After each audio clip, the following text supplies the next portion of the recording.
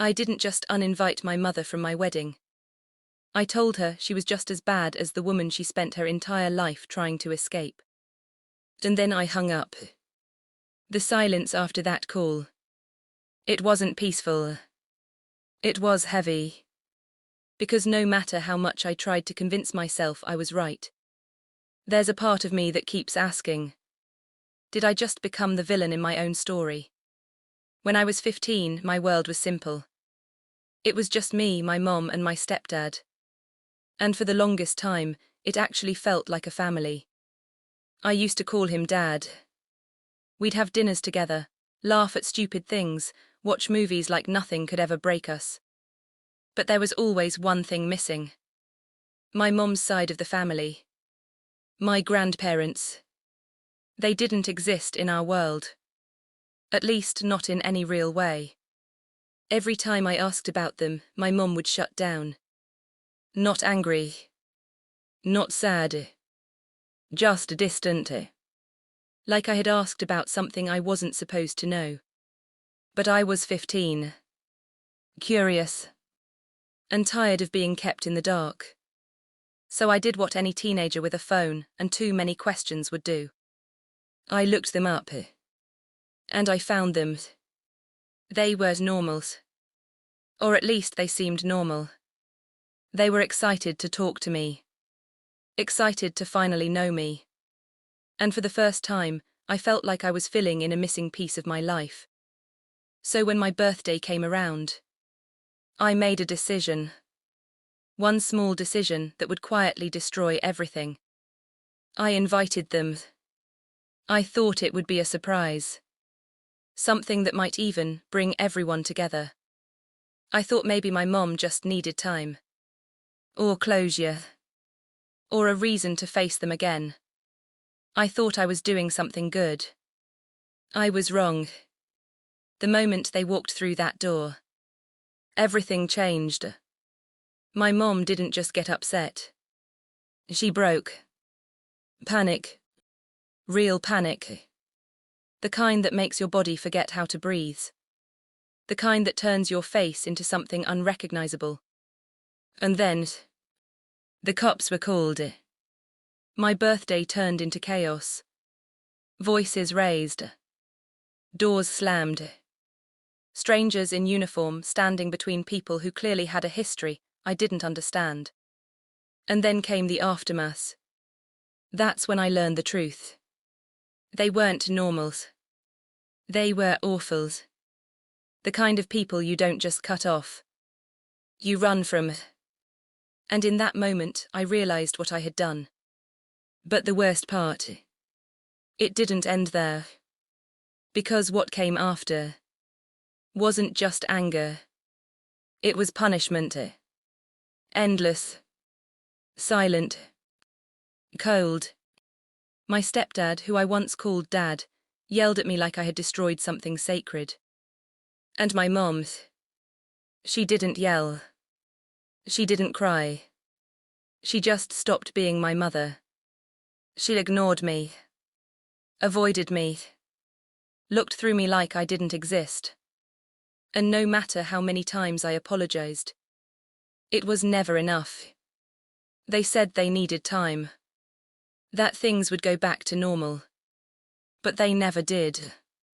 Instead, I lost everything. My privacy. My trust. My place in that house. Every argument. Every disagreement. Every moment of frustration.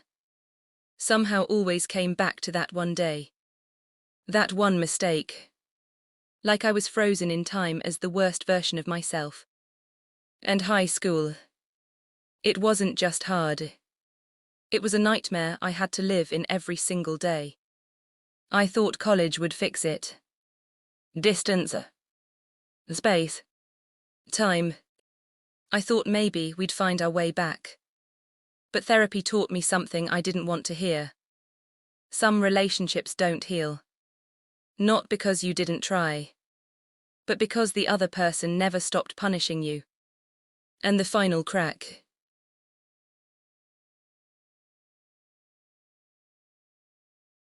It came on a day that was supposed to mean something. My graduation.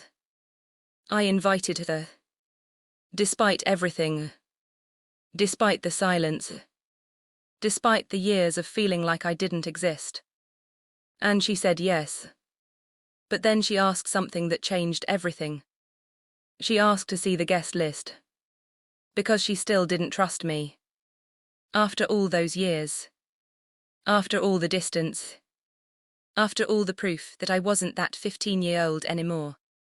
I was still that mistake. So I told her not to come. And something inside me finally shut off.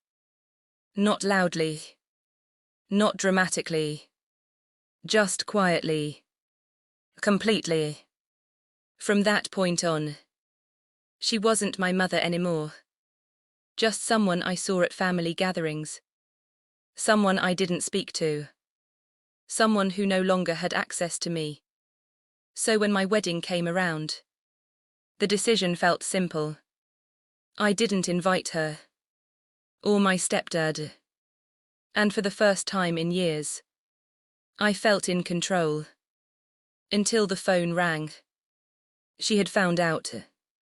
And when she asked why, something inside me snapped. Years of silence. Years of pain. Years of being treated like I was nothing. Finally came out. And I said the one thing I knew would hurt her the most. You're just like your mother. And then, as I hung up. Now my phone won't stop buzzing. Messages. Calls.